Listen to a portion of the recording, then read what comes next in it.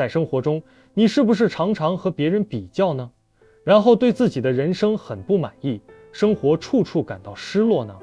如果你正处于这样的状态，那么接下来的这个故事，请一定耐心看完，它会为你带来不同的思考和启发，改变你的想法。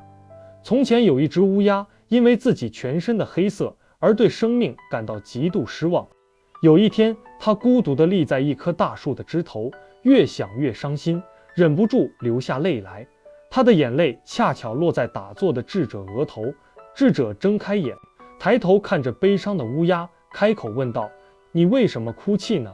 乌鸦哭着回答：“因为我的颜色，没有人喜欢我，连看到我都觉得晦气，总是粗鲁地把我赶走，连点食物都不愿意给我。我对生活感到太绝望了。”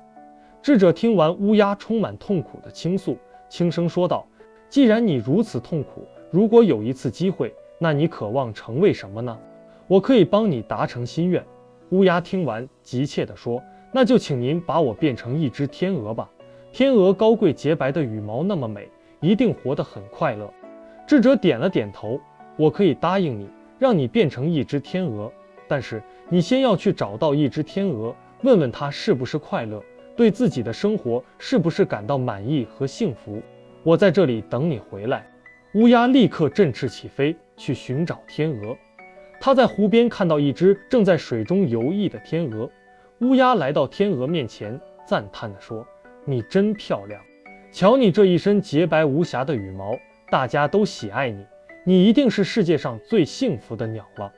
然而天鹅听完却摇了摇头，叹息说：“我并不快乐。这世界上有着斑斓绚丽的色彩，可我身上却只有单调的一片纯白。那五彩斑斓的鹦鹉，或许才是真正幸福的鸟。”乌鸦告别天鹅，转而去寻找鹦鹉。乌鸦对鹦鹉发出赞美：“你五颜六色的羽毛真是太漂亮了，简直像一道彩虹。你一定是世界上最幸福的鸟了。”鹦鹉却忧虑地说：“不，我一点都不快乐。正是因为我们这身色彩，人们把我们抓起来关进笼子里，我总是害怕有人会把我抓住，锁进笼子里，从此失去自由的天空。我觉得孔雀才是真正快乐幸福的，它比我更丰富多彩。”乌鸦开始四处寻找孔雀，最终它在动物园的一个大笼子里找到了孔雀，周围聚集了成百上千的游客。等到游客渐渐散去，乌鸦小心翼翼地靠近笼子，对孔雀说：“亲爱的孔雀，你真是太令人惊艳了，你的美丽吸引了成千上万的人前来观赏。可是人们一见到我就避之不及，立刻把我轰走。你一定是这个世界上最快乐、最幸福的鸟了。”孔雀听完乌鸦的话，眼神中却流露出哀伤。它缓缓开口：“我也曾一度认为自己是世界上最美丽、最幸福的鸟，但恰恰是这份引以为傲的美丽，让我失去了自由，被永远地困在了这个牢笼里。而且你不知道，当人们为了所谓的装饰，硬生生拔下我引以为傲的羽毛时，那种疼痛多么难以忍受。我并不快乐。”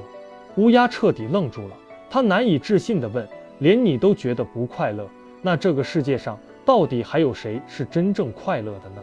孔雀环顾了一下四周，然后看着乌鸦，认真地说：“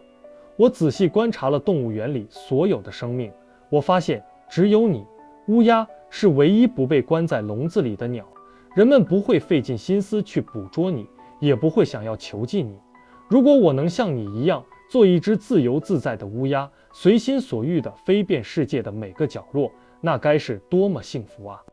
听到孔雀的这番话，乌鸦犹如醍醐灌顶，瞬间明白了许多。它不再羡慕任何其他的鸟类，而是第一次为自己是一只乌鸦而感到深深的庆幸和满足。乌鸦立刻飞回到智者的身边，他的脸上不再有泪水，而是充满了平静与释然。他对智者说：“尊敬的智者，我什么都不想变了。我现在觉得做我自己，做一只自由的乌鸦，这样就很好，非常好了。”这个乌鸦的故事其实映照着我们的人生。我们常常在不经意间拿自己和别人进行各种各样的比较，比财富，比外貌，比成就，比较生活。当我们看到别人拥有我们所没有的东西时，就容易心生羡慕，继而感到失落、沮丧，甚至开始抱怨自己的生活，否定自身的价值。本来，人生价值是一个人应该拥有的内在属性，就是一个人本来通过创造性的工作发展自己的兴趣，帮助他人来体验人生价值，却被引向了符号异化的不归路。所谓符号异化，就是将象征或代表某种价值的外部符号，比如金钱、地位、名校、头衔、学历、房产、豪车等，错认为甚至等同于人生价值本身，并过度追求这些符号，导致我们自身的内在价值、独特性和真实感受被这些外在符号所遮蔽、绑架或取代。为了追求那些外在的符号而没完没了的内卷，最终感觉空虚，失去与自己内在价值的连接。人生价值被符号异化成为了一个普遍存在的现象，其根源在于对存在意义的探寻，心理上对自我认同和外部评价的依赖，以及社会结构和文化环境的影响。我们常常将金钱、地位、流量等外部符号误认为是人生价值的载体，甚至本身。我们要克服这种异化，重新找回并衡量真正的人生价值，就要重新校准你内心的那把量尺。觉醒是第一步，先要认识到你当前的焦虑或不满足可能源于对符号的过度追逐和依赖。第二步，解构与审视，就是要批判性地看待那些被社会推崇的符号，理解它们的社会构建性，而非个体存在的本质。